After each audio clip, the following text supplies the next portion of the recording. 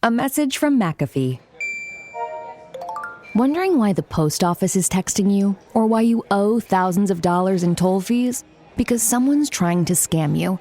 The good news? McAfee can help. With McAfee's award-winning scam detection, it's easy to tell what's real and what's fake over text, in your inbox, and online. If they're You want a free gift. Seriously? If they're faking it, they're not making it past us. Get award-winning scam detection today. McAfee.com/keepitreal. This episode is brought to you by Indeed. Stop waiting around for the perfect candidate. Instead, use Indeed sponsored jobs to find the right people with the right skills fast. It's a simple way to make sure your listing is the first candidates see. According to Indeed data, sponsored jobs have 4 times more applicants than non-sponsored jobs. So go build your dream team today with Indeed. Get a $75 sponsored job credit at Indeed.com/podcast. Terms and conditions apply. From toddlers to teens and social media to screens, we have so much to be mindful about as parents in the digital age. Bruh. As Black and brown moms with 6 kids between us, we're excited to be partnering with Meta, a company that is committed to supporting parents in this digital age and to be answering some of parents' biggest questions about technology, safety, and raising resilient kids. we'll double click on AI, technology, and online safety through expert insights and our own parenting wins and fails, because none of us have this figured out. I'm Samantha Danielle, content creator, writer, and mom of 3 teens. I'm Kanika Chandagupta, TV journalist, podcast host, and mom of Irish triplets in elementary school. And this is Parenting in the Digital Age with Sam And Kanika, brought to you by Meta. Welcome to Parenting in the Digital Age with Sam and Kanika, brought to you by Meta. I'm Kanika Chandagupta, TV journalist, podcast host, and mom of 3, trying to navigate this tech-fueled world. And I'm Samantha Danielle, content creator, writer, and mom of 3 teens navigating this digital revolution one IG reel at a time. And today we're tackling one of the biggest battles in modern parenting, kids and screens. And we couldn't have a better guest on to have this discussion. She's a stand-up comedian, content creator, and the mastermind behind MomCom NYC, where she turns chaos into comedy gold. Please welcome the hilarious ALYCE Chan. Welcome to our show. Thank you. Welcome. Hi, guys. Hi, girls. Hey. Thanks for having me. Yes. We are so happy you're here. I'm so lucky that we met through our very close-knit mom community in the tri-state, and I'm lucky to call you a friend. And it's been great to establish a friendship offline, but also sit back under my covers at 1 a.m, watching all of your sketches and reels online and just laughing my butt off. 1 a.m, Kanika. You gotta go to sleep. It's after I pee, and then I get my phone, and then I'm up for like a little bit. I'm up at 1 a.m. too. We're all And scrolling. 3. Yeah, I'm up at 3 and 5 and 1, all hours. That's peak adult social media time when the kids can't It's interrupt. Right? Like when social media is like, what time does your audience actually, what's your peak time for a Mhm. view? I'm like, moms after 1 a.m. Yeah. They're on. Yeah. Mhm. Yeah. It's like, yeah, we got our REM sleep, and then we're up. Yeah. But yeah, it's so wonderful to see how you have a presence and persona on both sides. So tell us your journey from the beginning on how you became a content creator. Ooh, I won't go from the beginning, but a lot of it had to do with my second kid. And I only discovered Instagram late 2017 towards 2018. And I was like, what is this Instagram thing? And I used to do stand-up comedy. And I took a 3-year break. And my second baby, when I had my second baby, I was feeling very more isolated. Because now I have 2 kids. I had a toddler and a newborn, and my newborn was not sleeping, had colic. And so I think I fell deeper into depression. And I found Instagram to be my outlet because I was able to create just like quips and jokes and memes so quickly and load it up. And I got validation from other parents. And I thought nobody wants to hear from a mom. Once you're a mom, like no one wants to hear from you. And surprisingly, I found a community in social media. I like this mom came up to I had like maybe 10 memes on my Instagram, had like maybe 20 followers.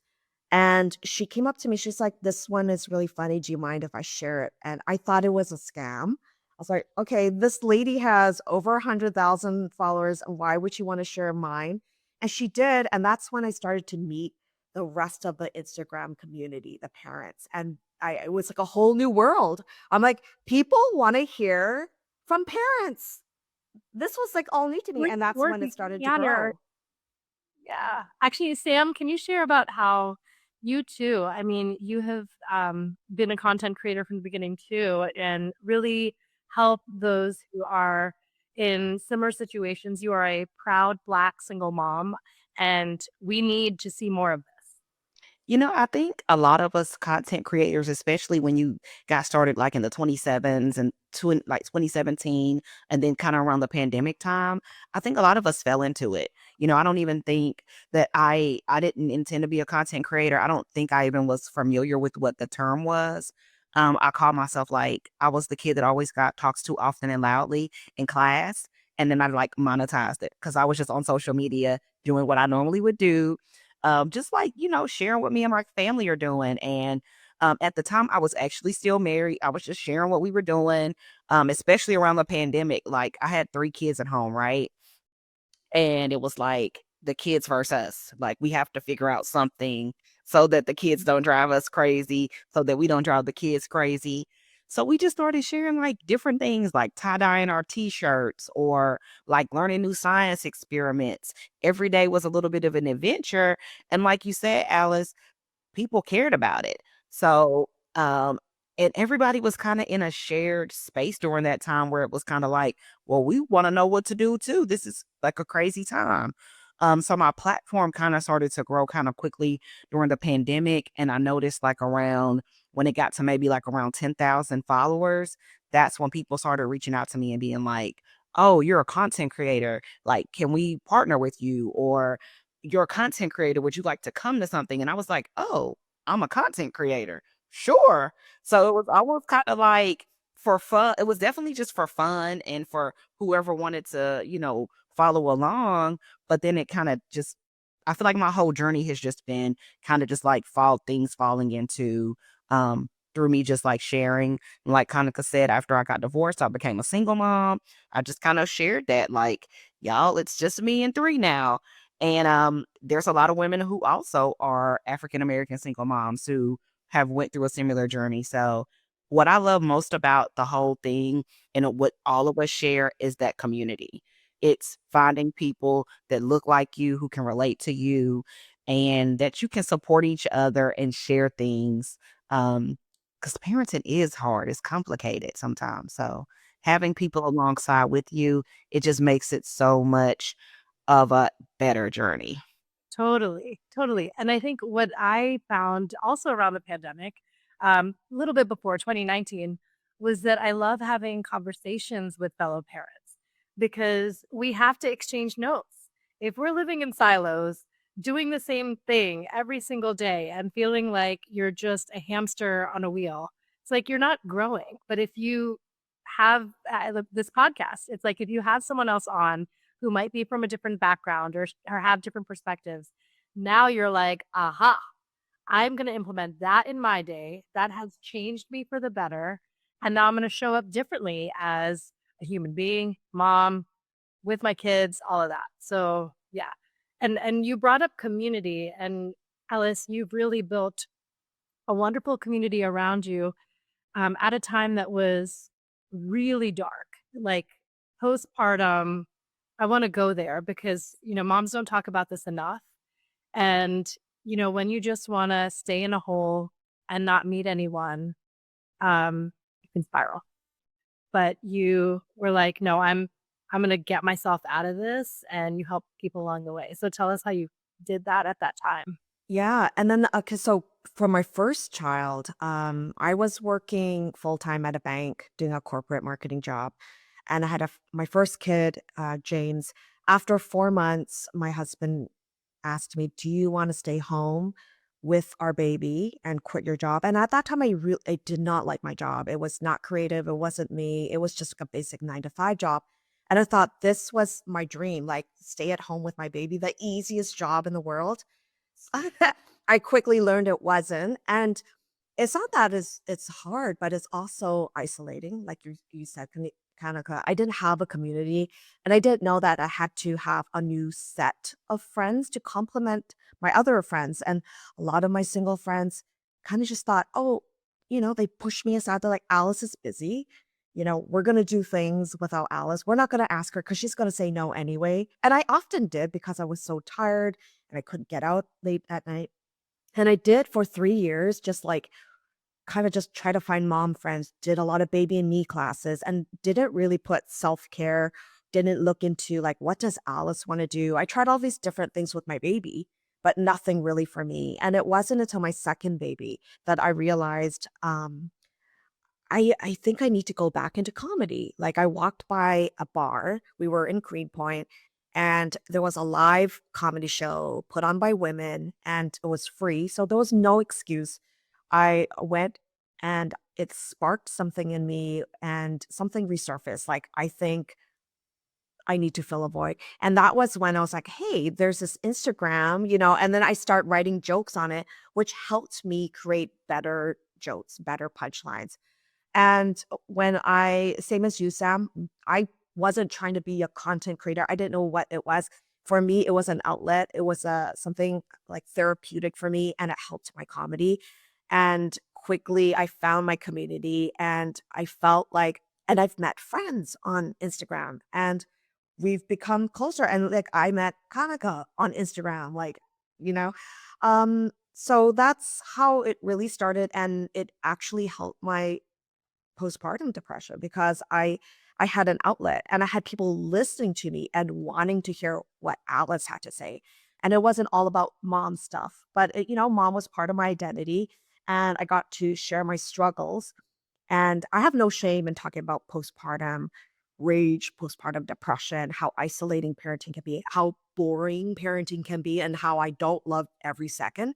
And a lot of other moms related to that. And my whole mission was, you know what? I just don't want people to feel alone in motherhood. And I thought Instagram was a great way to reach those moms, even global wide. And then I start getting back into live comedy. It was such a compliment. So I could do live comedy and then I could also write my jokes and try to be funny online. And both really complemented each other. And it really fulfilled me. You brought moms together during the day for comedy hour. Yeah. Tell us about that. Yeah, so I had my baby was like 6 months, my second baby, Adrian. And after the live comedy show, I came home and I had this idea. I'm like, no one was actually putting me on their shows. No one wanted mom in their late 30s. No one wanted to hear from me. So I'm like, I'm just going to produce my own show. But I need to change my content, right? Because I was talking about living with a cat, single, dating in New York City. That wasn't me anymore. So I'm like, I'm going to talk about my own struggles as a Asian mom living in Brooklyn and struggling with 2 kids. And so I went to a bookstore called Word Bookstore, which is still in Greenpoint. They said yes to me. And my first show was on their stage downstairs. I have a cute little stage performance area. 7 moms came, 6 of them were my friends, and they all brought their newborns and they were able to feed their new change diapers. The newborns were just crawling along sanitized mats. I made sure everything was sanitized. Newborns were just crawling or sleeping or on their backs. One comic even brought their baby on stage. I would tell jokes with wearing my baby, and it just felt so good. Like I can mom and make adults laugh at the same time and still nurture a community. And I brought these moms together. I was like, I'm buying cookies for them. Like I would go to Ovenly, buy cookies, get them water. And I'm like, they need to be taken care of, these moms. And women, even some dads would come, some babysitters, nannies, grandparents would come. And every month we would have, and it just grew to like maybe 25 before we had a capacity restraint because when you have 20 moms, you also have 20 babies. So there's like 40 people. Right? So yeah, it grew and grew, and then it just became kind of like automatic. And women knew, every Thursday at 10:30, we can go to a morning comedy show for 45 minutes. Then it was nap time for everybody, and it was perfect. And then Wow. and then pandemic hit, and then that's when it stopped. But for the 2 years, it was just like such a dream for me to That is have that. so cool. You created community and your own opportunity. It was like, this isn't going to stop me. This is actually going to empower me. You show moms you don't have to choose one. You infuse joy into your own life and others. That is so inspiring. I Yeah, love I it. love that you said that, Sam, like fuse joy into each other. So I got my baby, I got my comedy. I'm like, Yeah. you're done at 11:15 a.m. It's like perfect. Yes. Yes. And I feel like it's fun for parents. Like you said, we forget about the mom, the music and the wheels on the bus. That's for them. How much can you do that? It's like, can I laugh? Like really have a belly laugh, please? So Yeah. that's amazing. And Amazing. you create space for yourself to be a person. I think that's one of the most difficult things about being a mom. And I think the messaging is really shifting in this generation, and I'm so grateful for it. But I think what we were originally taught was everything about parenting is joyful and everything is about your baby. And you weren't really having the conversations like you're crying at home. You're sad. If you're a stay at home mom, dad is working, your kid is crying, you are blessed to be able to be home with your child. That is a portion of it, but it's more than that, right? There's two things can be true at once. I love being able to be home with my child. And also, I want to cry sometimes because I don't have as much of my self identity or I don't have the same community. And you literally took that as a challenge and was like, okay, I'm going to make a community. I'm going to take my self identity and kids on my hip come along with me. So I love this story and I love what you did for moms. Like I wish I would have had something like that when my kids were little.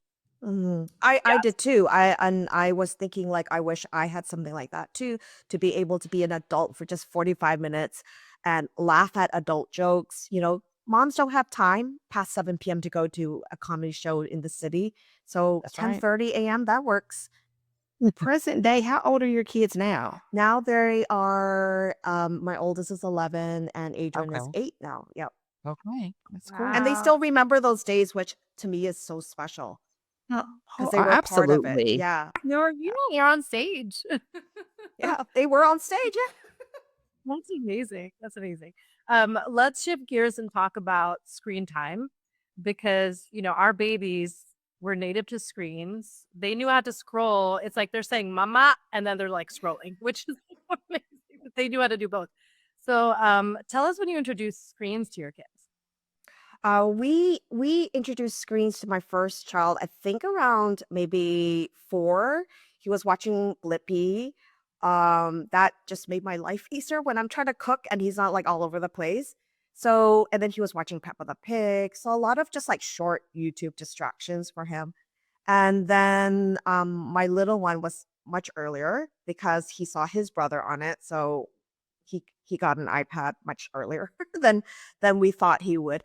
And both of them are now they're experts at scrolling using their thumbs and they're doing like Minecraft, Roblox. I'm trying to be cool and I'm like, teach me how to play Minecraft. Like they'll want to play with me for the first 3 minutes and they'll be like, actually, no, you can't give me back the controller. Yeah. They're like, it's more frustrated to teach you, mom.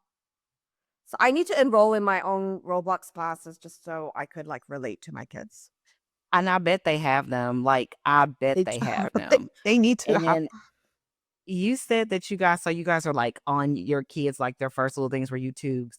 I know a lot of ours were. Have you ever had a moment where you like let your kid have like their iPad or their phone or whatever, and it like backfired because you realized they were like watching something crazy or something scary? Have you ever like they're like, Yes. why are they being so quiet? What's going on? And then you walk Yeah. in there. Have you ever did that before? Yeah, there was a time where there were a bunch of videos that were taking Peppa the Pig and dubbing voices on it.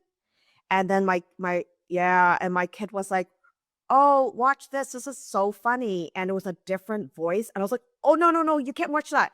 And they're like, "No, but it's Peppa the Pig." I'm like, "I know, but it's not the real Peppa the Pig." And I got really scared. Like, how did that even get on? I think the controls are way better now. I think those videos are off.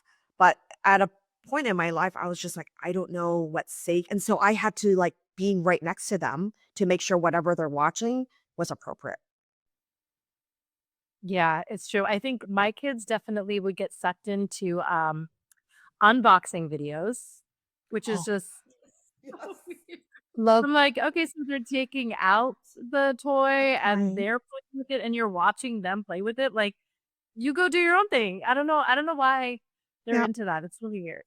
My kids were the prank videos. Like, I had to tell Oh, them this was, like, really early, like, 2000s. Nah, I'm not super like, earlier in the 2000s when people would have, like, a lot of family prank channels, and I had to tell my kids, "Absolutely not. You're never pranking me. If you prank me, yeah, I'll have an equal prank for you that you won't like." So, like, I had to tell them, like, this is, like their whole family is, like this is what their channel is about. Like, people's families don't just go around, like, dumping marbles in the bathroom for people to fall or, throwing oh, water balloons. So that was their guilty pleasure. And when kids are young, you just have to explain to them, like, it's just like TV. Guys, this is entertainment. Don't try this at home. Don't. Right at the moment. Yes. Yes. Actually, my husband, it's like he doesn't do this anymore. But he used to love watching fails. And Mm.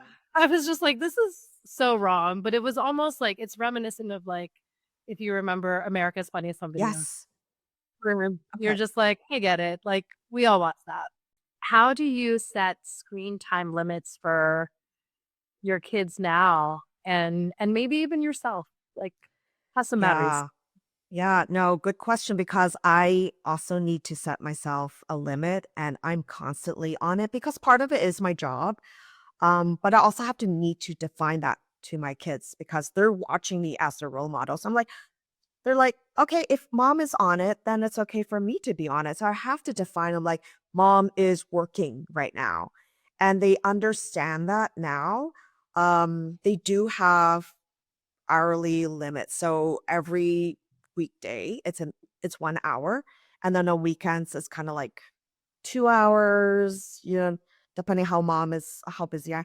They do know now to surpass the limit because they'll be like, "Your 1 hour time limit. Do you want to surpass it?" And they'll be like, "Bypass." And they'll be like, "Whoa, weren't you like yesterday?" I'm like, "Adrian, is your time limit up?" And he goes, "No, no." And I look at him like, "You've been on it for like 2 hours." And he goes, "Oh, I didn't know that. I did."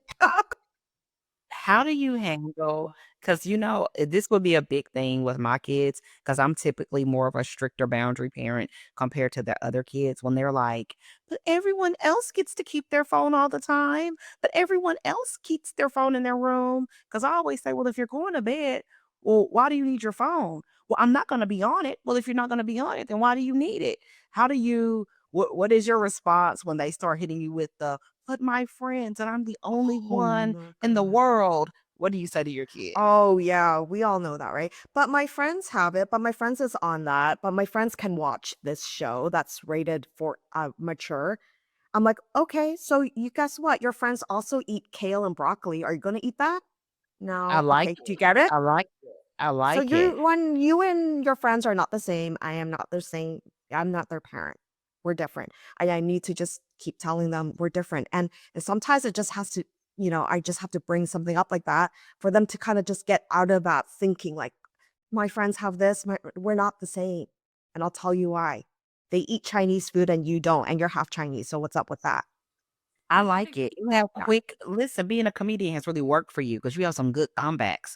I definitely wanna write some of these down. Your friends also made all A's, they studied all night. Are you gonna do it?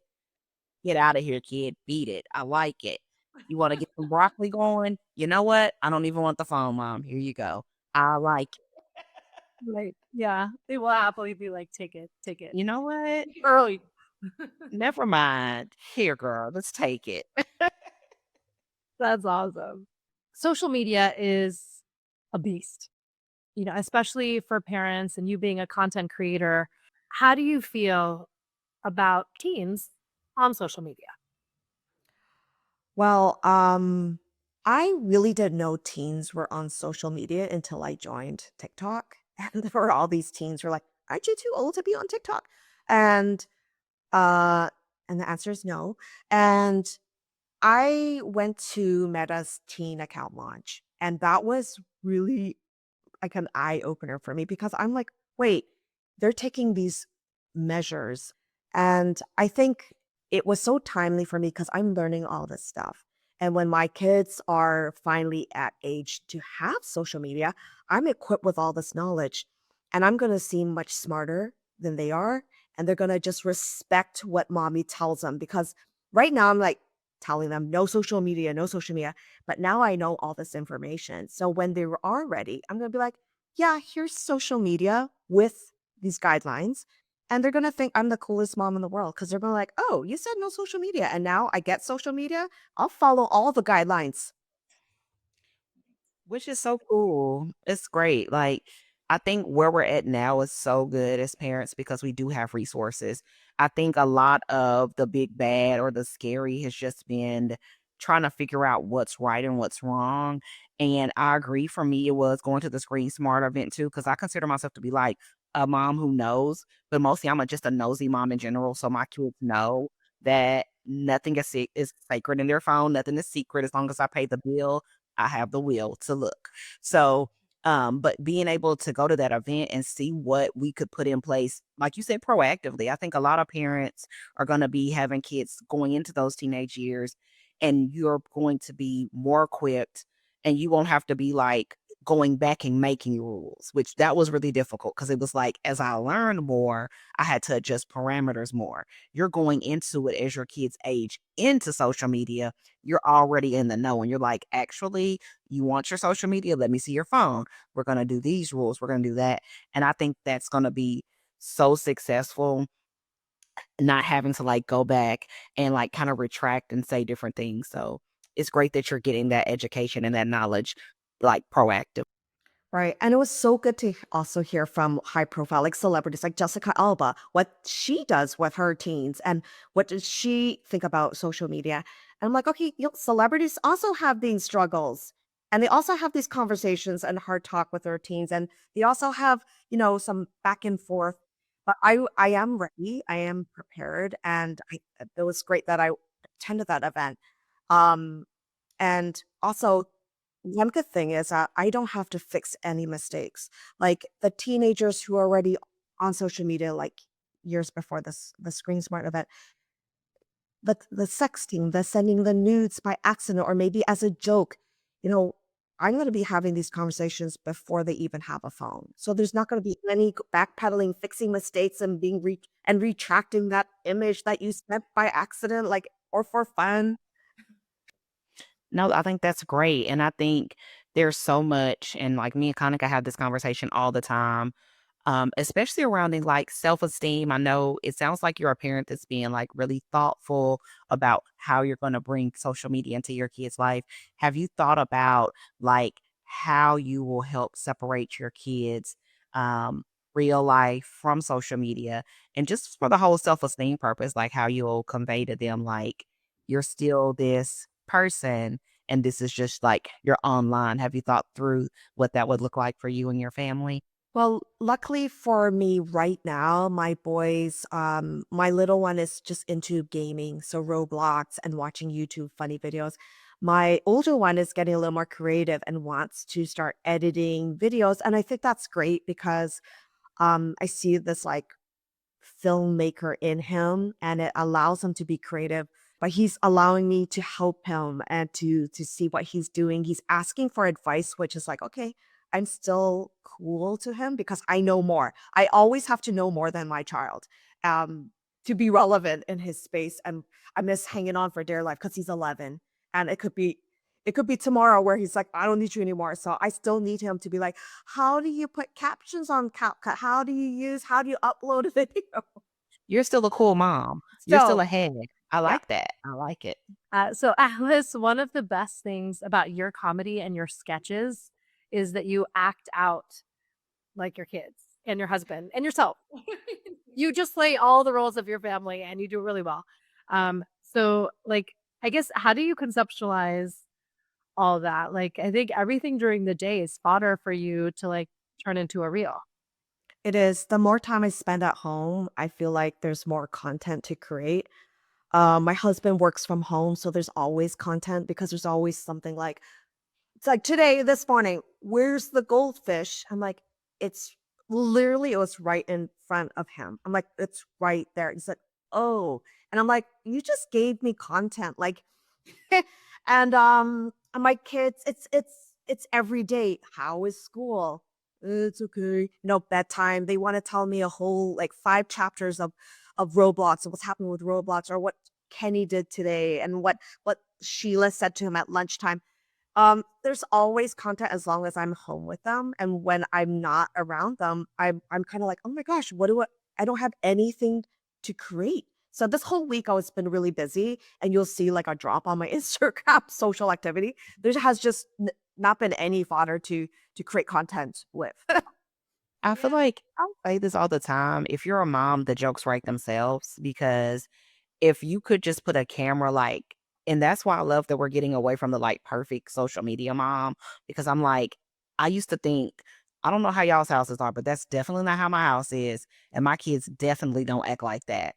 So I feel like as a mom, literally it's almost like being on a comedy show.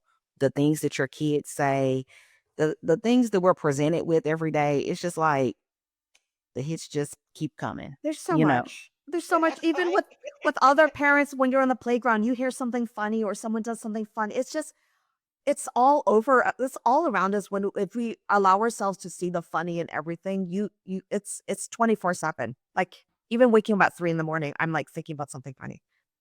You're so, so, so right. Let me ask you this, because I know we talked about the funny, and I know we've also like you shared like your parenting style in general is being proactive, which I love that parenting style. I just think it really keeps your family on track and it just prevents a lot of things from happening.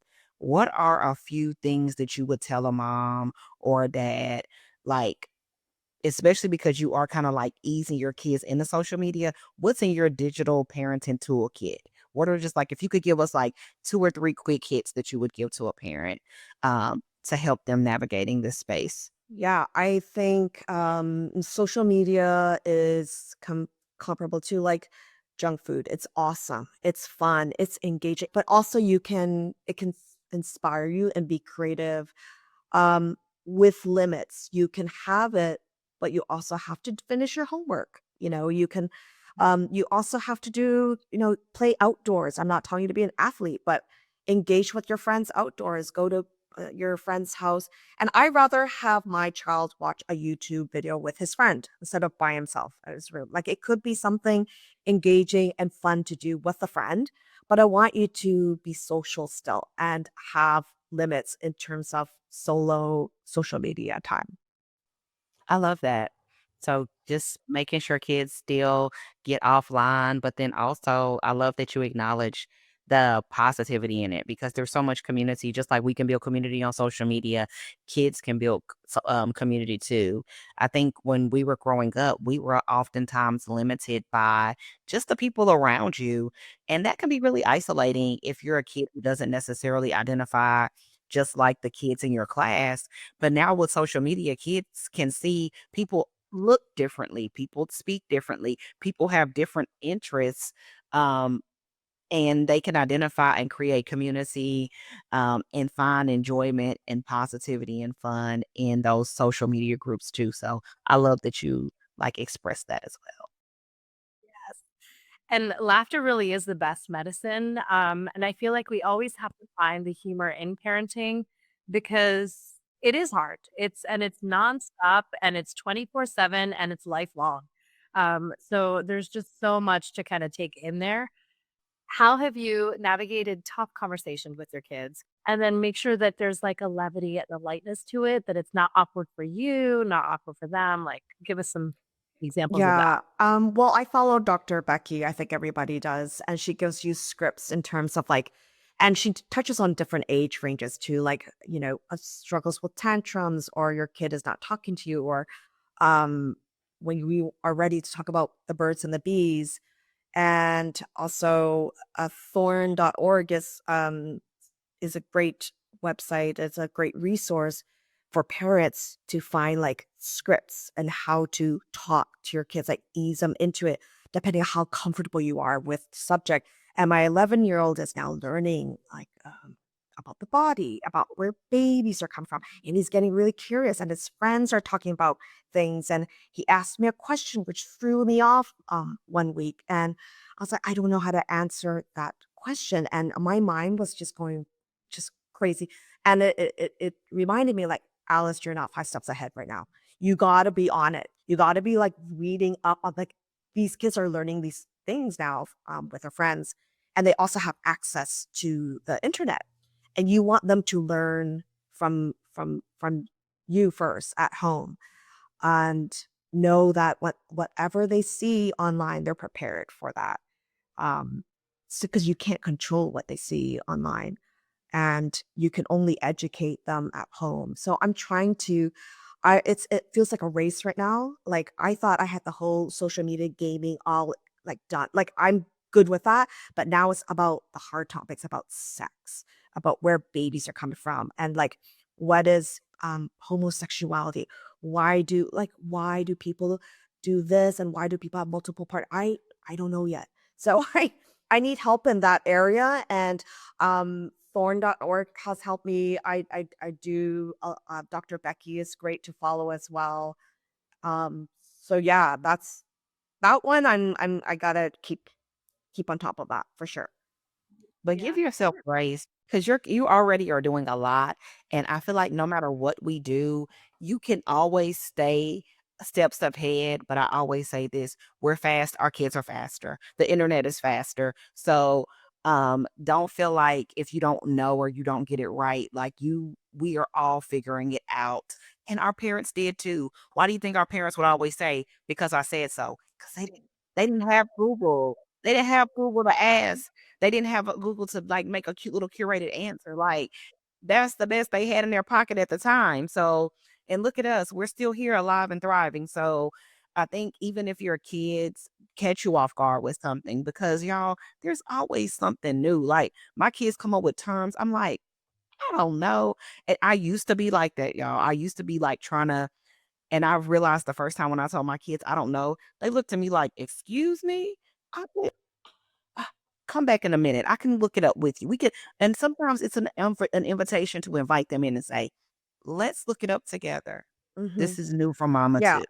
Sam, So it's so true. It's more of an environment you create for them that you're safe person and that they can come up to you if they are curious about something. You allow them to know that, hey, mommy will find out the answer for you, but you just know it's safe and there's no silly question. Come that's right. with me with questions. I'm your first or your dad is your first go-to person. Because sometimes it's good for our kids to know that we're still just like I used to stress myself out when they were little because I used to always want to be like, oh, they're not about to, because they need to listen to me. But now, like my oldest is in college. He's 19. My kids still look at me as the authority on a lot of things, and he still, like, will call me and be like, "Mom, what do you think?" And I'm like, I've earned that respect, not just through knowing, but through having created a relationship and an environment for them to know that we don't know everything, but we can figure it out together. So don't beat yourself up. It sounds like your kids already love you, respect you, and love to like incorporate you in with what they're doing. So you just keep that up and everything will be great. Yeah. Thank you. Yes. I wanted to also just touch on the fact that so many of us in our cohort and community of parents, we are in the sandwich generation. And we are raising our young kids as we're caregiving for, our ailing parents.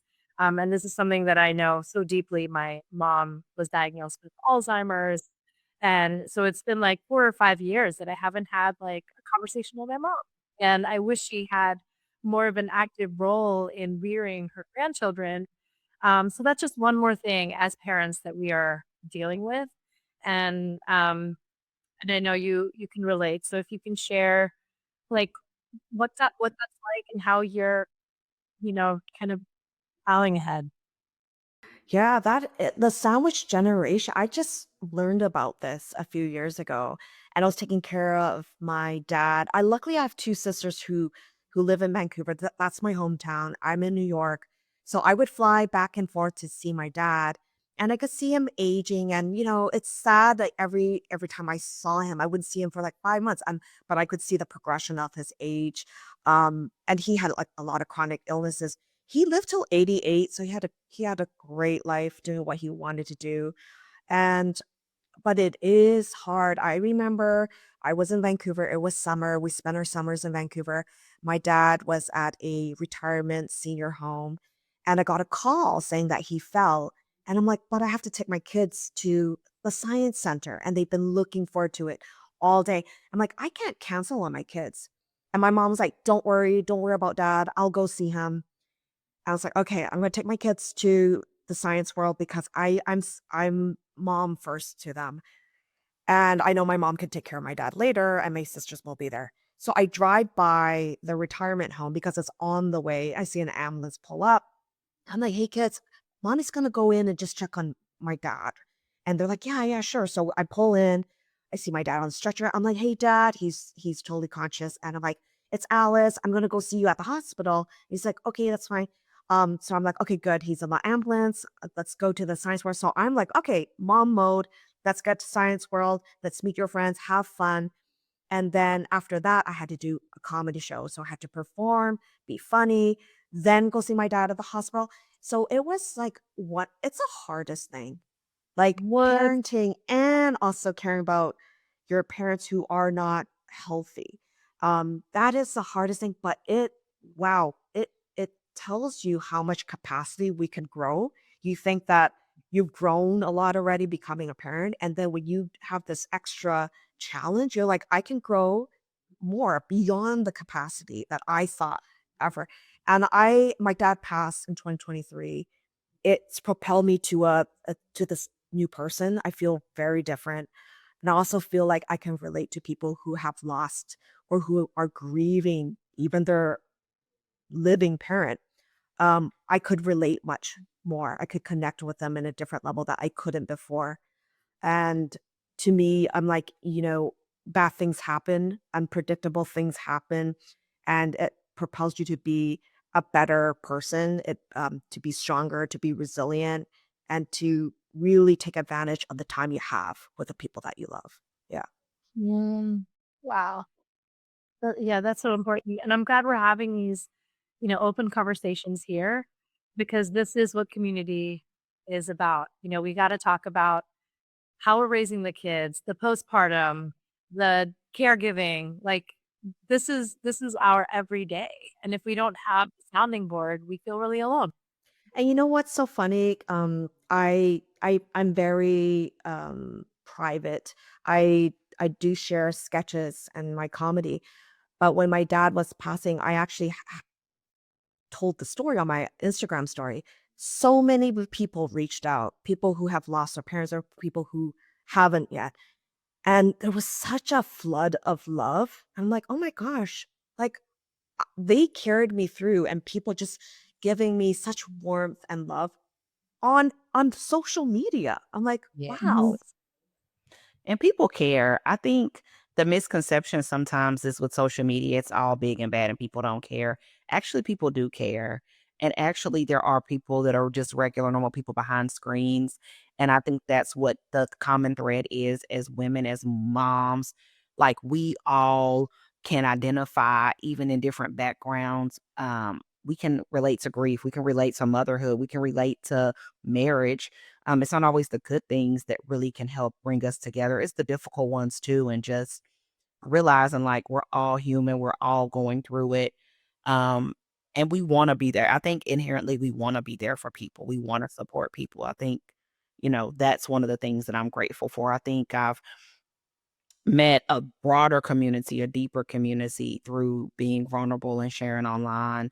I used to be, like you said, like really private, and I can still be when I need to, but I think it's in those moments when you open up, that's when you get an opportunity to really connect with people in a real way. Alice, thank you so much. I love learning about you, your comedy, especially your story with the comedy club and the kids in the comedy club. Like, that one is going to go double platinum in my house. I can't wait to tell my kids about that. It's so cool. Tell everyone where they can find you when they're ready to get their laugh on. Where are you at? Okay. Well, thank you for having me, Kanika and Sam. This was such a wonderful conversation, and people can find me on Instagram. I'm always there, MomCom NYC, and I post my live date shows there. So if you want to see me live, it's a totally different animal than my content online. So come see me. Oh, we love you, Alice. Thank you so much for being an inspiration to all of us and making us smile. Make sure to subscribe to the podcast series wherever you listen for insightful tips on parenting and online safety. And you can find me, Samantha Danielle, at samanthadanielle.com or on Instagram at Hey Samantha Danielle. And you can find me, Kanika Chadda Gupta, on my website, that's totalmomsense.com, and on Insta at Kanika Chadda Gupta. See you soon. See you soon.